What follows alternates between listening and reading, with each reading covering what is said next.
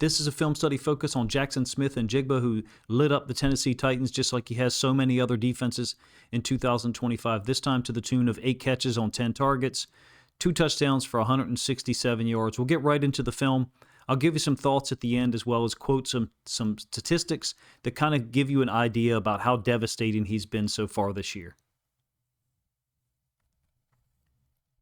I have this labeled as the 4th possession. It may actually be the 3rd, but in any case, it's a situation where Seattle is mired in a 3-3 tie with Tennessee, and they're facing a 3rd and 6. One of the things that Clint Kubiak has done a ton of in 2025 to generate big plays is go empty. Sometimes he'll go empty and utilize a max pro situation, which is quite unusual. But in any case, JSN motions all the way across, and there's a lot going on here. Shaheed is up to the top side, essentially set up as the X receiver into the boundary. He's going to occupy the boundary side safety, and what that does is, number one, it isolates JSN on the field side safety.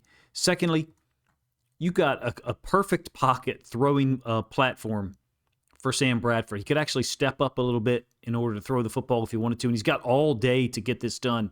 JSN deep downfield. He's leading the NFL in yards per touch and yards per catch as well. I think he's top 5 or top 6 in all-purpose yards at this point from the wide receiver position. Obviously, it's truly ridiculous. He's got great contact balance. Besides the hands, the confidence, and the route versatility that he offers, he's making these catches consistently in 2025 when defenders are in close proximity and in some cases draped all over him. This one puts Seattle up 10-3. Same play from the end zone angle. Like I said, it's an empty concept on a 3rd and 6, goes for 63 yards.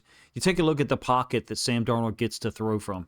The run game hasn't been dominant, obviously, and at times hasn't even been effective for Seattle in 2025, but the pass protection has generally, been rock solid, other than the Rams game and a couple of other situations. They give Darnold a clean throwing platform. He's obviously looking to the right side. Shaheed's route, you can kind of see him up here in the top left corner, holds the safety, and he's being guarded by the corner. So Darnold pretty much knew where he was going with his football, if you ask me. And the contact balance and focus to stay on the ball, despite battling with the DB. There is some contact there. Not saying that it should be called, a penalty on the defense. My point is, JSN has that high-level athleticism and coordination to be able to run in one direction, almost towards the pylon, and then catch the football while the defender is draped all over him. It's just another example of the fact that, I think if you're just judging it off of 2025, so far, he's been the best wide receiver in the NFL. We're still into the second quarter. It's going to be a 2nd and 9. Kind of a zone-man combo up to the top side. He's spot-shadowed in yellow. What I mean is the corner to the boundary essentially is playing him man, and I believe the inside linebacker is reading the release of the running back. So you'll see a somewhat anomalous reaction by that inside linebacker. So here's what I mean. Running back is going to cross Sam Darnold's face, and that kind of holds the attention of this inside linebacker. You'll actually see that as Sam Darnold is throwing the football on this in cut to JSN, the inside linebacker is not even looking in that direction. I think he's read the running back. So, and I'll give you the end zone angle so you can kind of get a little bit better explanation of it if you want, but he's reading the running back's release. If the running back had released out into the flats, my suspicion, like most boundary side coverages in the NFL, he would have either pushed out to match the running back man, or they could have pushed the coverage completely. This looks like man into the boundary by the corner to me. So I'm kind of making an excuse for this boundary side inside linebacker having no awareness whatsoever, of the route and where Sam Darnold is obviously looking. Ends up going for 11 yards, and it happens in an instant. That's one of the things that JSN and Darnold have done in 2025 is not just attack downfield on some of the designed play action concepts, and that really started in week 1 against the 49ers and week 2 in Pittsburgh, is these quick hitters, slants, bubbles, etc. that JSN catches, and he's running almost before the catch in a way that allows him to get tremendous yards after the catch. This is the same play from the end zone angle, okay? And so you get an idea of what I'm talking about. Now, this is what Kenneth Walker the third does as far as his path and how it occupies that inside linebacker's eyes. My suspicion is if Kenneth Walker went into the boundary, this inside linebacker might go with him. But since Walker pushes to the field, he'll just hold the curl As a coach, yes, I would like for him to avert his eyes to the other side where JSN is, right? That's where your work is. Having said that, once Kenneth Walker releases to the field, our right-hand side of the screen, there's 4 receivers over here, and there's 1 over here. The problem from a Titans perspective is the 1 over here to the left is JSN, and that's where Sam Darnold goes, more than anything else. Smooth catch of the football, delivery right on time, generates 11 yards in an instant. Same possession, 3rd and 11, and it's going to be a fade versus man. He had 8 catches on 10 targets. This is one of the 2 incompletions. I actually can't draw this route accurately because I don't have that much height up here in the screen. I'm just running out of screen to basically draw it for you, but you'll see it in a moment. It's a one-on-one outside the bottom of the numbers. The type of route that when he came into the NFL from Ohio State, people asked, okay, is he going to be able to win that? Well, he's done that all here in 2025. This happens to be an instance of him not doing so here. So the safety is going to hold and not help out there at all. And then the boundary side inside linebacker, the field side inside linebacker or Sam, is matched up on Kenneth Walker III and just staying over the top.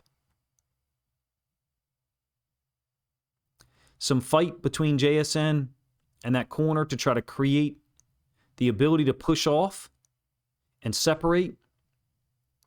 Ball's put in a pretty good location by Sam Darnold, maybe 1 foot lower, and you've got more of a high percentage opportunity. I don't know about you. I'm glad to see stuff like this for JSN because he's been so successful in 2025. I think he's at 75% catch percentage right now. I want to see if he can, clean up any small issues and push that number even upwards of 80%. We're late into the second quarter here, and it's still 13-3 Seattle. I think the ball is snapped about 47 or 48 seconds left in the half. In any case, it's an actual zone this time. JSN spot shadowed in yellow again. So I think they're playing 2-man, they being Tennessee. You can kind of tell by the reaction to Cooper Kupp's route up at the top side of our screen. So the nickel DB who's lined up over Kupp takes a man turn and goes with him, number 1.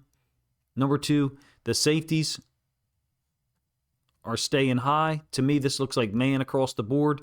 And JSN does a really nice job of separating. Sam Darnold also has eyes on him to that top side of our screen. Quick completion on an in cut. And then what I really love about this one, and it shouldn't surprise anyone, is the ability to stop on a dime. Look at the leverage that the corner has. He should be able to force JSN to the inside and make this tackle, keep the clock running. Nope. JSN turns to the outside, puts his foot in the ground again, and then races to the outside, stops the clock. Seattle is able to get another field goal here late in the half, only after the second incompletion to JSN. I think this one was deep down the right sideline. Pushes Seattle's lead to 16-3 after 30 minutes. I feel like the Seahawks were a little bit pissed off with their performance in the first half because the first snap of the third quarter, they come out, they go up top to JSN. Kind of like a Max Pro situation. Run this concept a ton. A little different variation in that the tight end is going under. So, his route's kind of shallow, whereas JSN is climbing his route at depth to the other side of the field. 12 personnel play action to Kenneth Walker up to the top side of our screen. It's going to be a little bit of pressure from the bottom side. I believe it's Arden Key down here. Tight end's trying to cut him. Cool little variation by JSN. I don't know that it necessarily impacts the play here at all. So he's actually looking at the corner while he's running his route here. I think he's trying to make this corner and this safety think that he's bringing this route somewhere down here. That's not actually what's going to occur. He's crossing the safety's face. And Darnold is going to find space by stepping up, to deliver a strong throw. Like I said, it goes for 56 yards. I just like the fact that he's trying to look people off a little bit, he being JSN, and create that little added space that could help him get more yards after the catch. In this case, the free safety is able to turn his hips and stay with him, and they end up fighting each other along the sideline. Didn't matter. JSN retains possession of the football. That little look, if you ask me, is something that JSN has in his game, and he uses, repeatedly to create a little bit more space or force DBs, I should say, to hedge over another yard or two more than they perhaps want to and open up room for him after the catch. This is the same play from the end zone angle. Like I said, it's a 12 personnel group. So you got 2 tight ends to the left-hand side for Seattle. Outside tight end's going to motion across, and he's going to go get Arden Key. It's a play action to the left. You can see all the movement by the Seahawks offense and the corresponding reaction from Tennessee's defense to match that movement. Everyone going in this direction, except for Barner, who's crossing the field, number 1, and then Key, who's holding on the backside. Tight end is unable to get Key blocked. So when Darnold goes to set up, he doesn't have as much time as the earlier throw, the 3rd and 6 touchdown out of empty for 63 yards. He's got to step up and find room, find time to get the ball off. Strong throw, however, off his right foot, almost like a Major League Baseball shortstop, trying to come across the bag and turn 2. You can see he's actually in the air after releasing the football up top to JSN. Really cool route. The design is old school. Don't get me wrong. It's something that you've seen a ton of, even in 2025 for Seattle. It's been successful, especially from 12 personnel groupings. We're still on that same drive, the opening possession of the third quarter for Seattle. JSN down here at the bottom side of the screen. You see that dynamic recreated again in terms of him looking somewhere and trying to force a DB away from him, create a little bit more space. It's going to happen right around the 5-yard line, somewhere in that area, maybe the 7. I don't have enough screen to really successfully draw it for you. But that's point number 1. Point number 2 is that this route by the inside receiver, I think it's Cody White, occupies the safety just long enough that there's no way for this outside corner down here at the bottom to get any help whatsoever. I don't think Sam Darnold is really actually looking to throw the football on this route here. It's a jumbo personnel group, by the way, from Seattle. So you do not have a tight end who's willing or going to be asked to run a route up at the top side of the screen, the left-hand side of the formation. I think this is all designed to get JSN open. Let me move that out of the way so you guys can see what I'm talking about. As he runs his route, he looks to the outside, making it look like he's possibly going to, bring this route back to the pylon and or possibly a corner route. Nope, he just runs right up the seam. Darnold delivers the football. I think Darnold and JSN knew where this ball was going. If that safety didn't hedge over at all, which he clearly did not. Really an easy touchdown between Sam Darnold and JSN puts him up 23-3. Same play from the end zone angle. Here's the jumbo tight end. When I say jumbo, I mean 6th offensive lineman. He's just basically out there to pass pro. Cody White's route is going to briefly occupy this safety, number 1. Number 2, this corner ends up looking for work because he has nothing, right? The 74, the offensive lineman, isn't going to run a route out there, and I think he knows that. Play action to Kenneth Walker definitely gets the inside linebackers to step up. Oots kind of cuts this guy down, which is interesting to me.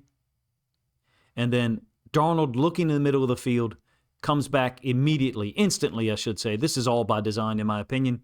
I don't know what other people have, how other people have broken it down, but to me, this looks quite intentional. He knew exactly where he was going to go with the football. You can't blame him, right? JSN been incredibly efficient so far in 2025. 75% catch percentage, well, 74.8. After last year, I believe, was 73.2. Final play, short target down into the boundary. I do think Seattle has another gear at times in their pass game. And what I mean is when they want to put Kupp and JSN into the boundary and basically force you as a defense to show your hand, they can. This is just a short little completion. I can't really necessarily draw it the way that Kupp's route works itself out because I only have so much screen to work with. JSN just sitting down in between the top of the numbers and the hash really can put defenses in a ton of conflict with their will linebacker, outside corner, and boundary side safety when they stack or place JSN and Cooper Kupp down there at the same time. It could be JSN and Shaheed. It could be JSN and Torrey Horton once he comes back. The larger point here is, if you ask me, Seattle at times, I thought, was in cruise control yesterday on the offensive and the defensive side of the ball. They were up 23-3. And then I think 30-10. Would have liked to have seen things finish off with a little bit more of a point differential. But this is just another day for JSN that he's stacked up.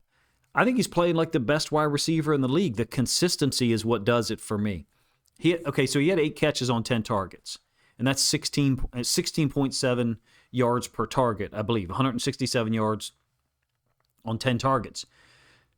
That sounds amazing, right? That's actually his yards per catch for the year. So this is a typical production. He's had 8 catches in 8 of the 11 games in 2025. He's a huge asset. He's really what's making this offense go. Sometimes I like combat sports comparisons or analogies. In this case, I'm going to use a basketball one. He kind of reminds me of a guy who's scoring like 33 or 34 points per game, but he's shooting 55% at the same time from the field, which is, unheard of, especially in today's NBA.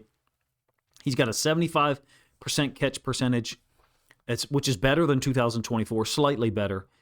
And last season, of course, he had 100 catches on 137 targets. Here's what he's done statistically. You guys probably don't need me to read this out, but I've made note of all of this. Of course, he's leading the league in catches, 80. He's also leading the league in receiving yards, 1,113. He's first in yards per game, 119.4. He's also first in yards per target, 12.3, and first in yards per touch, 15.7, while doing all of that, while averaging, I think, 16.4 yards per catch. I mean, it's at minimum an all-pro season, but that's stamp it. At this point, stamp it that it's an all-pro season.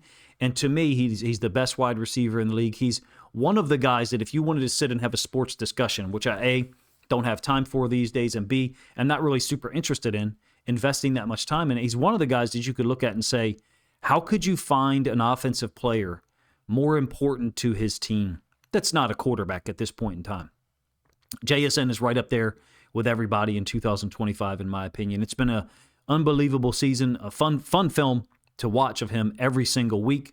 This one was fun to produce and put together because, A, I knew what I was looking for after watching the condensed version of the game late Sunday night, and then the All-22 film early Sunday morning. If you guys enjoyed the video, or early Monday morning, excuse me. If you guys enjoyed the video, please let me know in the comment section. If you're unaware, likes and comments really drive the engagement and push the videos out to a larger audience, which helps reward people like myself, content creators, who try to produce these videos for you guys. So if you'd like to see us rewarded, please like and comment on the video to help us out in that regard. Finally, if you'd like to share a link more directly, please feel free to copy a link to this video, share it out somewhere on social media so other Seahawks fans can enjoy it as well. Appreciate you guys' time.